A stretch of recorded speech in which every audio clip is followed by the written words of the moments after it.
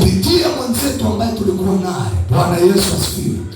Maisha yetu yabadilike mpaka kwenye fikra, na ndipo sasa nikaongea na watumishi wa Mungu, ile mtu kusema huyu kondoni wa kwangu, huyu ni yule, ni kutokujua tumewekwa kwa ajili ya nini.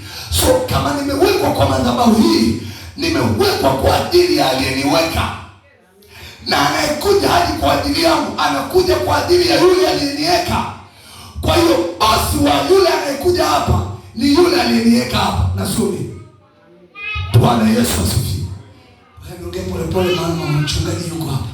Kwa hiyo mfano mtu akiamua kuhama kwa kanisa akaenda lingine, usimletee vita, usimpigie kelele, anajua sababu zake za kuondoka. Bwana Yesu asifiwe. Kitu gani nachotaka kusema? Hatukuja na kitu na hatutarudi na kitu.